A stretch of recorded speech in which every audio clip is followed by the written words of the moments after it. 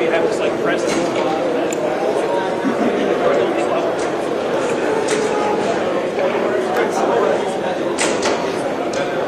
How you doing? It got busy. All right. Here we go, my friend. I will. Thank you.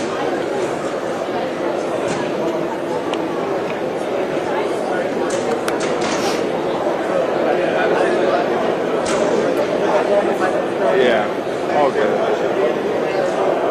This toilet. Oh, well.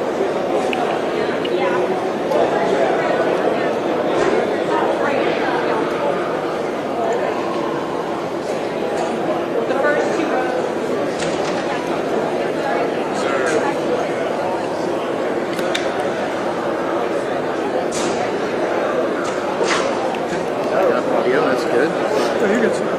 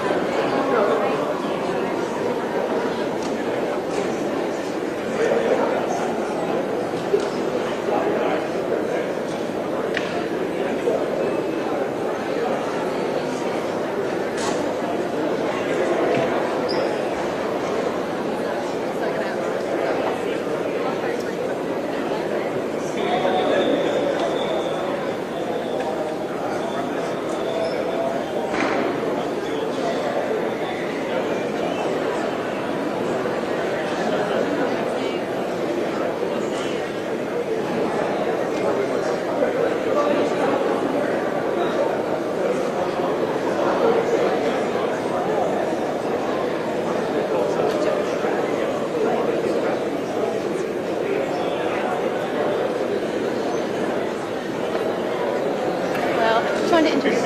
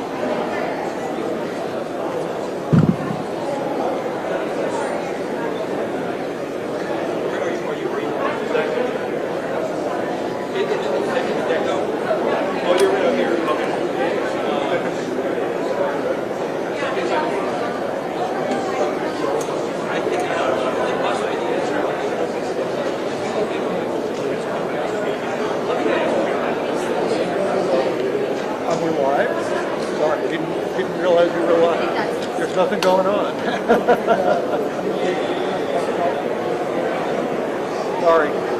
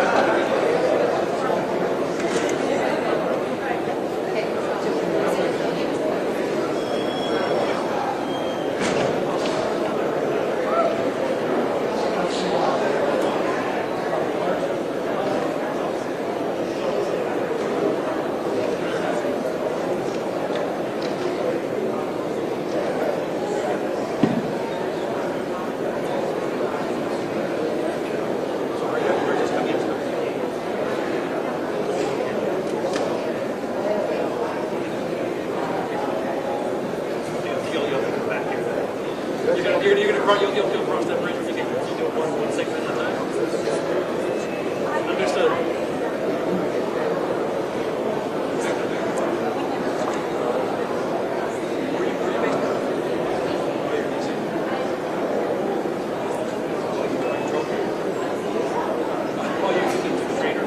Folks, we're going to get started in just like 2 minutes, okay? Sorry for the wait.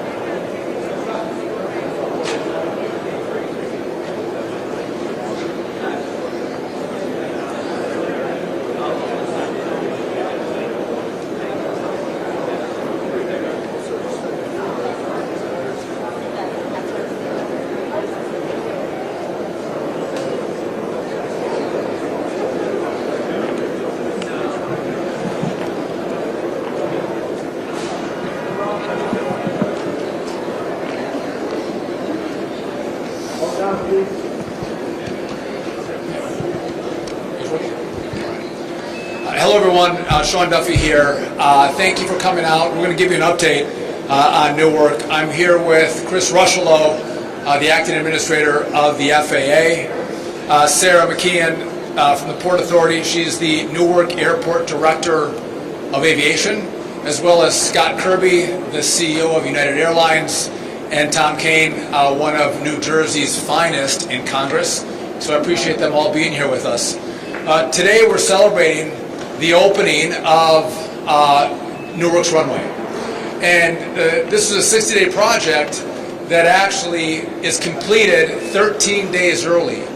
And we all couldn't be more grateful to the Port Authority, everyone who worked so hard, the unions, labor that worked to make sure this happened. They were working around the clock, 24/7, to make sure they could complete the project before that 60-day time frame. And what is interesting is I think you were going to beat the time frame by a couple days, but when they saw some of the issues that were happening here at Newark, they actually ramped it up even more.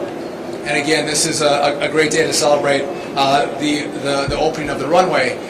And it goes to a broader point in regard to the issues that we're having here. What you're seeing is everyone who touches the problem is giving their full-hearted effort. They're leaning into the problem and helping fix the problem. From the Port Authority, again, 13 days early, opening the runway today. But you've also heard we have a telecom problem.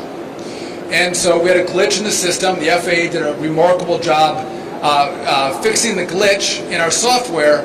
But then Verizon stood up and said, you know what? We are going to make this a priority. We're going to fix the not-so-great line that goes from the Philly-Tracon up to N90 here in New York. And they did that in record time, in less than a month's time. Now, that new fiber line's not stood up yet because we're testing it. Right now, it has to be tested. The FAA has some pretty laborious testing procedures, which is, we appreciate that, Chris, thank you. But that process is underway and again, happening very quickly.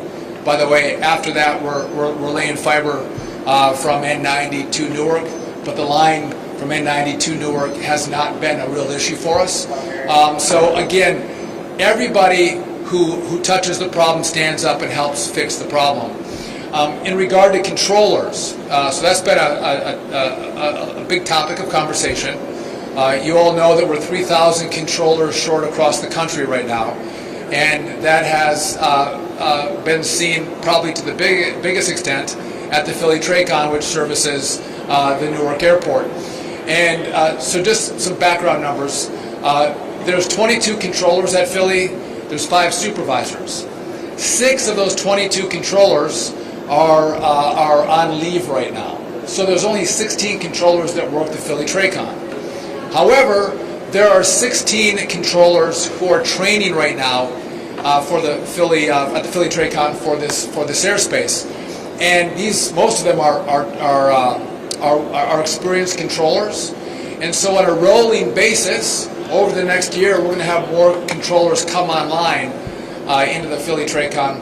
In addition, we just brought in another 6 trainees into the Philly-Tracon to also train up. So the problem we're seeing with controllers, it can't be fixed overnight.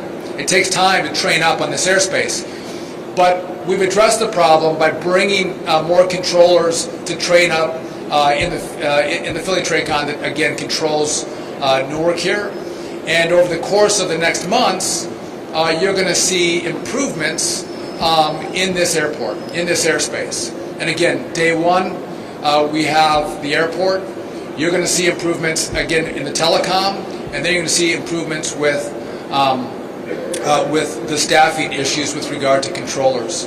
I'm going to turn it over in a second to the Deputy Administrator, but I also, again, I fly, this is my airport, I fly out of Newark, and I think a lot of people were frustrated by the fact that they were booking flights, and because of the issues we were having, their flights were hours delayed and then maybe even canceled. And all of the airlines came together with the FAA's leadership, and United being the biggest provider, biggest airline here at Newark, they worked together to reduce the capacity at the airport. Again, we're flying 28 flights an hour in regard to departures, and I think the beauty of that is that when you book your flight, you're going to fly. Again, you don't want to book and wait 2 hours and be canceled. If you book, you want your plane to take off, and so we're at an agreement now where, again, if you come to this airport, like Chris or Scott said, we've got some even better pricing right now at Newark. So if you want to book at Newark, you might get a little better deal if you're coming out of this airport. But if you book, you fly, and that's critical. That's important.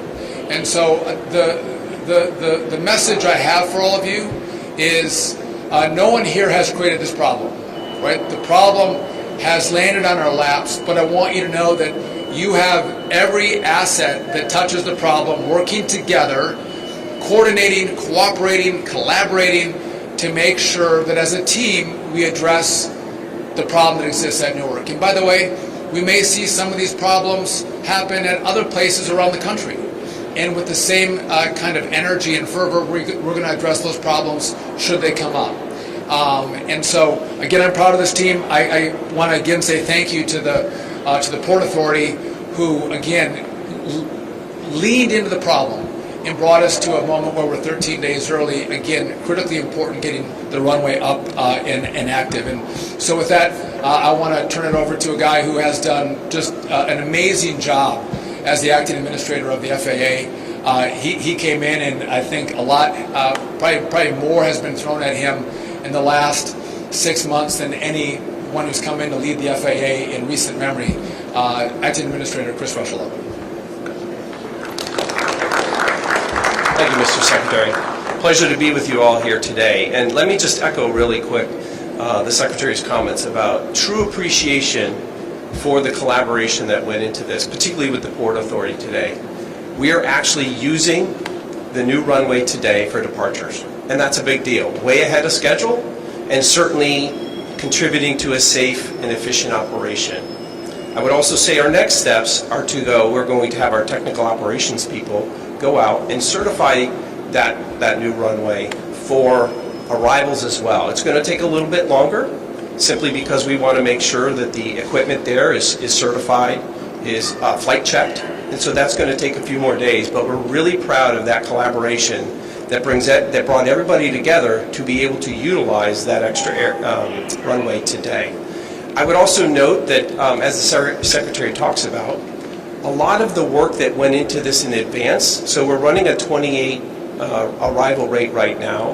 Once we certify that extra runway with the new arrival instrument landing systems, we'll be able to move up to 34 rate arrival per hour. Again, a lot of that has to do with the collaboration that went into it with the airlines, with the Port Authority, in order to make sure that we're supporting a smooth and efficient and reliable air transportation system for the summer with everybody involved. So it's a real pleasure to be here today. I'm very proud of the work we've done in collaboration, particularly the FAA technical operations and controllers. As the Secretary talks about, there's a lot of work to be done, but we're in there every day. They care about the safety of the system. That's job one for us. And so again, none of this comes together as part of our aviation safety ecosystem unless everybody's putting in, particularly with the airlines when we talk about reducing delays and disruptions over the summer. So with that, I will turn it over to Sarah McKeon from the Port Authority.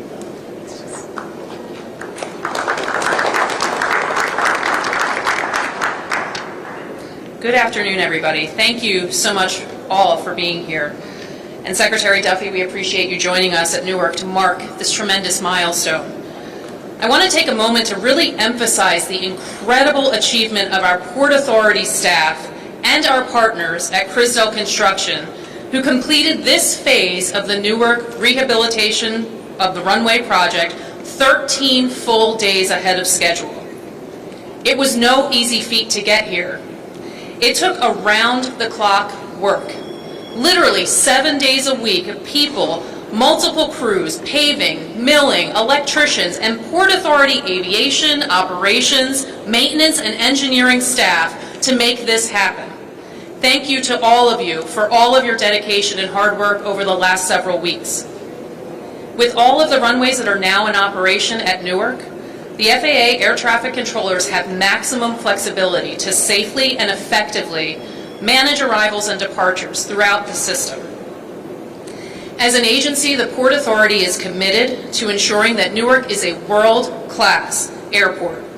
This is evidenced in part by our $3 billion investment in the award-winning Newark Terminal A and our upcoming development and replacement of the Newark AirTrain system. That said, our top priority remains returning Newark to its full operational capacity. We look forward to continuing to support the FAA and the Department of Transportation in their efforts to address the staffing and technology challenges that remain to restore Newark to its full operational capacity and potential. Thank you all so much, and with that I'll turn it over to United CEO Scott Kirby. Thank you all for joining us today, and thank you, Sarah, for the intro. Thank you to the Port Authority, Sarah, Kevin, wherever you are, for all the work to get the runway back and get it back early. to help contribute to this being this airport realizing the potential that it has. But I also want to say a huge thank you to Secretary Duffy, Administrator Rocheleau, and the administration.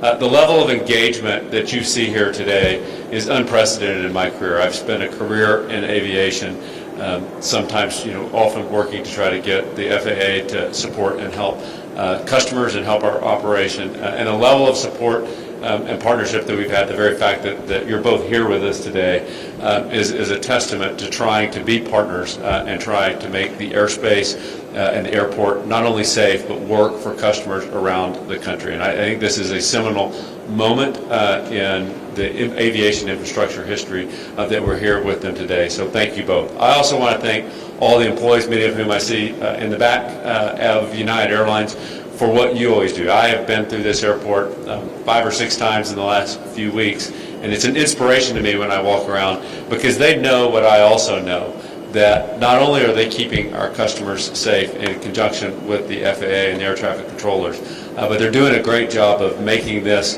a really reliable airport that our customers can count on. And in fact, for the period of time this year, for the almost 4 months of the year when runway construction wasn't going on, Newark has actually been the most reliable of the 3 New York airports, slightly ahead of both JFK and LaGuardia in terms of on-time performance and lowest cancellation rate. So they really are doing an amazing job taking care of our customers. And I really am excited today, as challenging as the last few weeks have been, and they have been tough, that the future looks brighter for Newark than it ever has in my career. The things that we have been asking for years to make this airport operate reliably for customers are now being done. The administrator talked about the number of flights that we have at the airport, and while we would at United would love to schedule more flights, we can only schedule as many as the airport can handle. And so having the infrastructure right, having the staffing right at the TRACON, at the tower, and in the centers,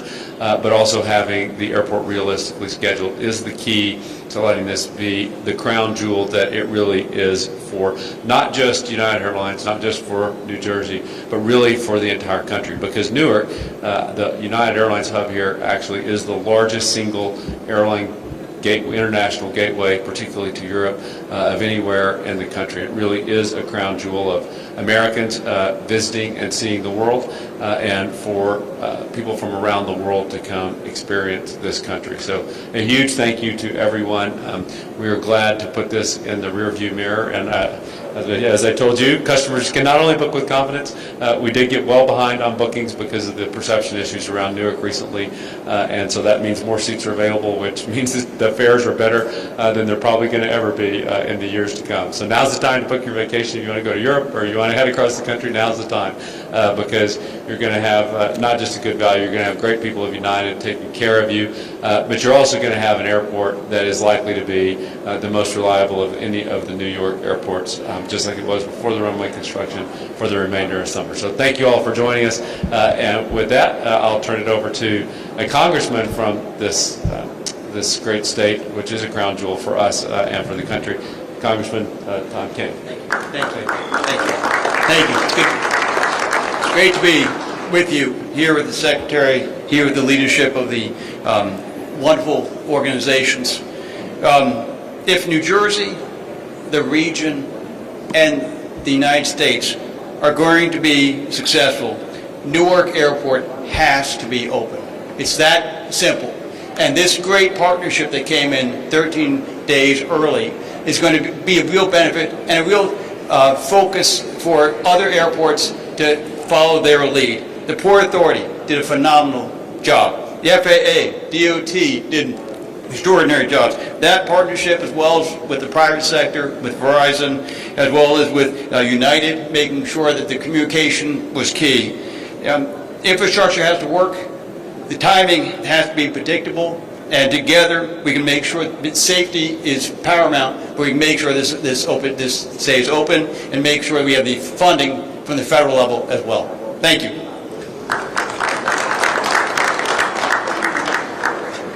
All right, we're happy to take any of the questions you may have for us. Yes. So when are passengers really going to see a change or a difference? and, in volume and the ability to book more flights and options, things like that. So I'll take a crack at that. If I get it wrong, Chris will tell me. So we're at 28 flights an hour right now. Once the runway gets certified, we're going to increase that to 34 flights an hour. So you're going to start to see that, and that's going to be the 9th or 10th. We think it's going to be certified, so a little over a week. And so then when you'll have more capacity coming out of this airport, and we're going to hold that then for the summer. We're not going to reevaluate the number of flights per hour until we get to October. Yeah, I'll just add that from a customer perspective, what's selling right now is that 34 flight. So if you book, you can have confidence that the selling schedules are equal to the 34 that the Secretary said, so you can book with confidence. Yes. Hi, Katie Corrado from Pix 11. So you had to, particularly United, cancel flights voluntarily, and that is with one runway down. So now that you've added this runway back, can you start adding flights back? Is that in the foreseeable future? They are. So the schedule is now built starting June 15th at 34. It's 28 until then, but the airport's going to easily be able to handle the 28 because the runway's back early. But once it's back to starting June 15th, the airport is scheduled at 34 per day. And again, that's what's in the selling schedules today. So if you're buying a ticket this summer, you can have confidence that that's the schedule. And I think we'll be able to gradually ramp that up by the time we get out to October and look at the data. But we're confident. And the other thing that United has done is fly bigger airplanes. So we'll have fewer flights, we have fewer regional jets, and we're flying bigger aircraft in to keep the number of seats for customers similar to what it was before. But the schedule is now set. Just to add to that, we had three problems. One, the runway was getting rebuilt, and again today we're celebrating 13 days early. We had a telecom issue. That new fiber is laid, but it has to be tested. And then we have the staffing issue with air traffic controllers. So all of those things on a rolling basis are going to come online, and as that happens, we're going to be able to expand the capacity of the airport. But again, you can't snap your fingers and make it happen really quickly because these things take longer than a week or two or even a month. Yes. Secretary, can you, I have two questions. One is the fiber that got laid and is getting tested. When do you expect that to come online? So I don't want to overpromise and underdeliver. So we're looking at it, but our hope is at the end of June, early July, we can switch it over. Okay, and then but that's the line from the Philly Tracon to N90, and that was the problem line that we had. For radar or for telecom? For telecom. Okay. And then the air traffic controllers, you mentioned that there's many in training that they should be able to roll out over the next year. Can you give us a little more particulars on that? Do you expect all of those air traffic controllers that are getting trained for Area C to be, rolling out like a year today? Like how can you just give more detail on that? So we have 22 controllers. 6 are on leave right now. Okay, so it leaves us with 16 controllers in the Philly Tracon. And we have 16, there's really a lot of 16s in here, so don't be confused. We have 16 in training. 14 of those are experienced controllers from other airspaces. They have to get trained up in this airspace. And so depending on where they're at in the training will depend on when they roll out of training and become certified controllers for this airspace.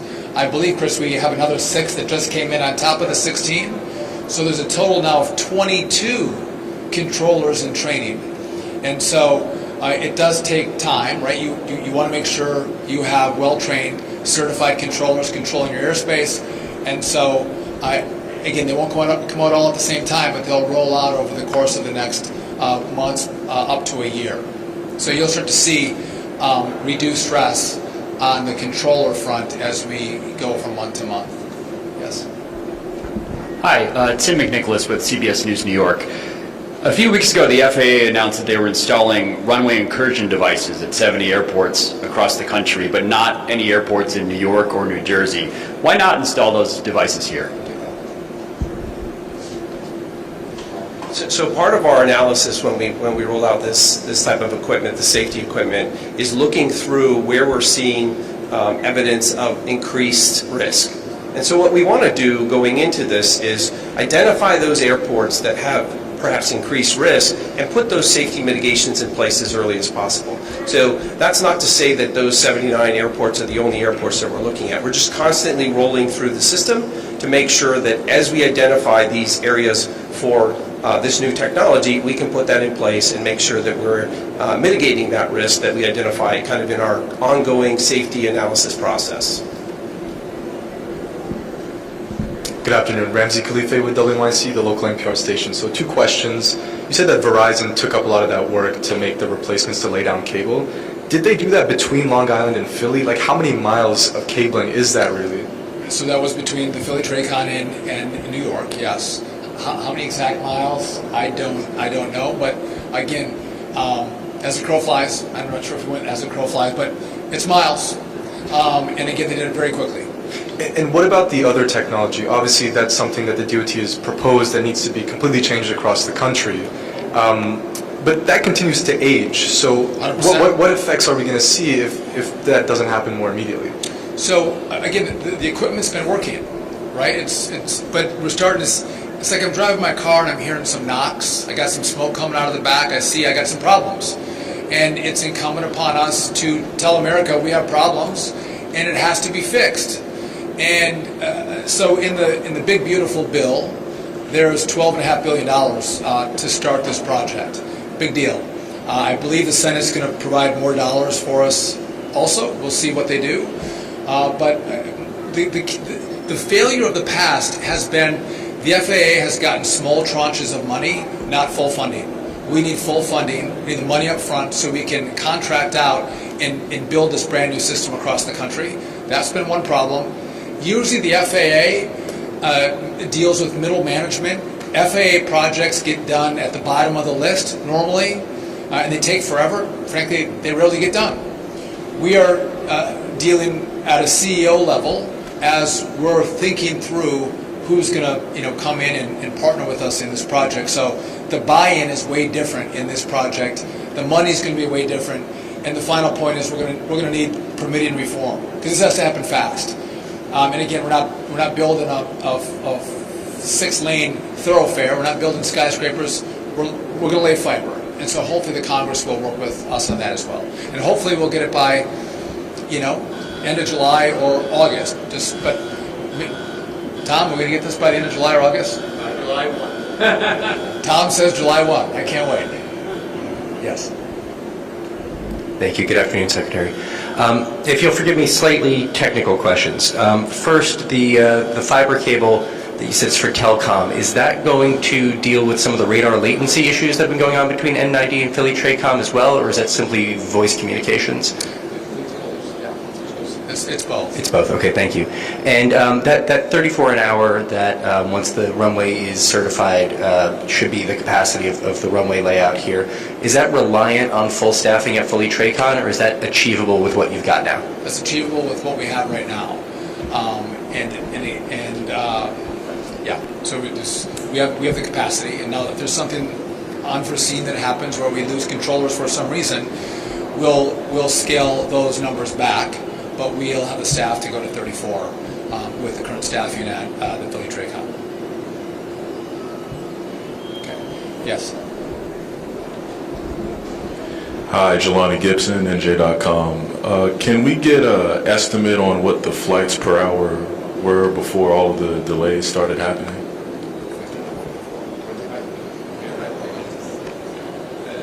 The theoretical capacity of the airport was about 38.5 per hour, so 77 total operations per hour.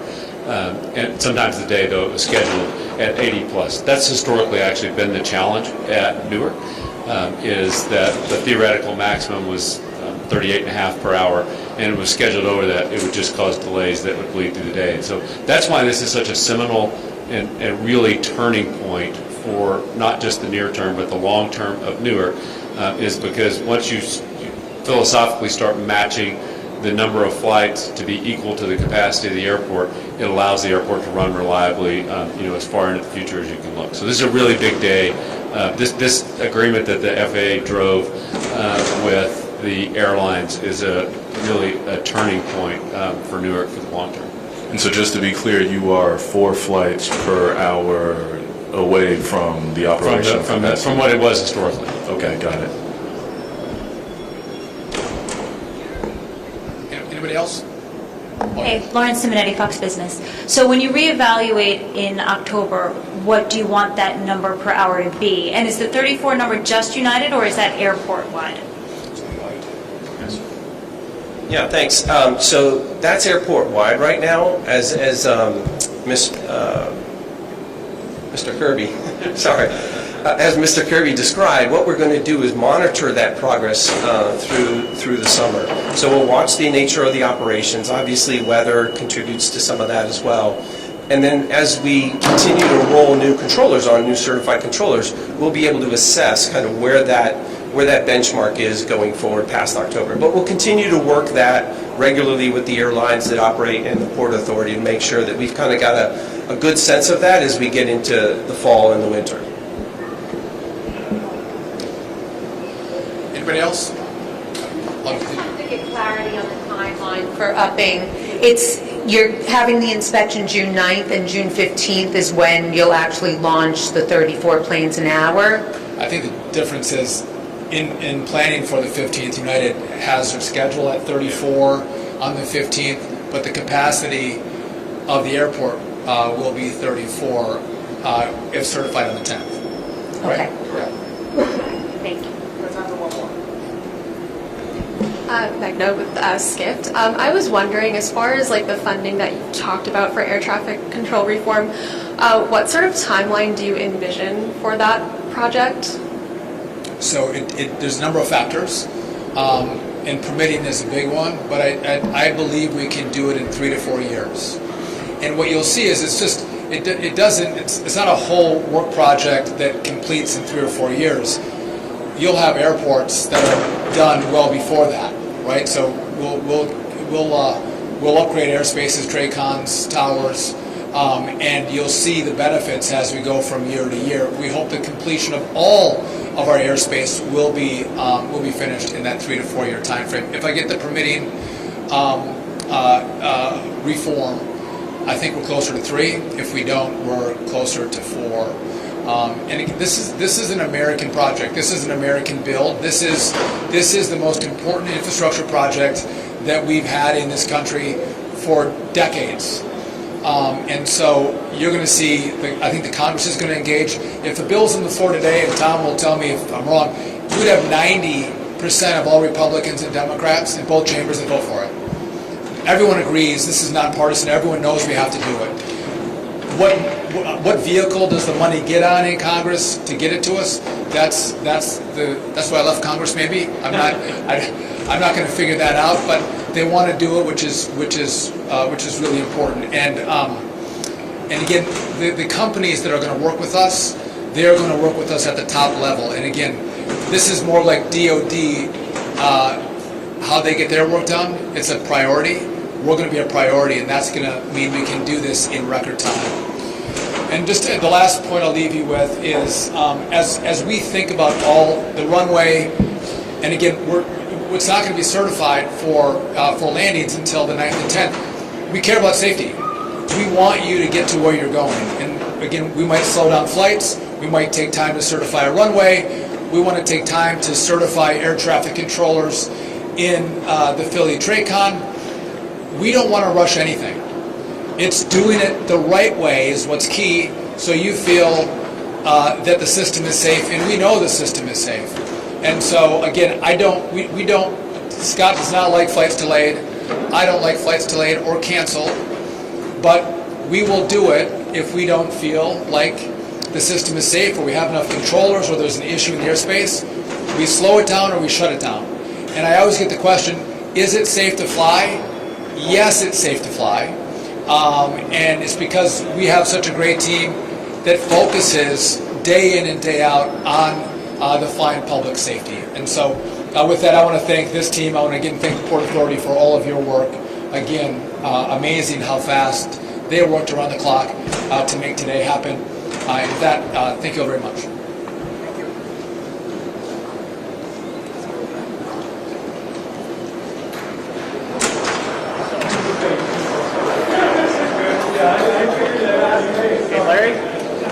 got to catch the bus.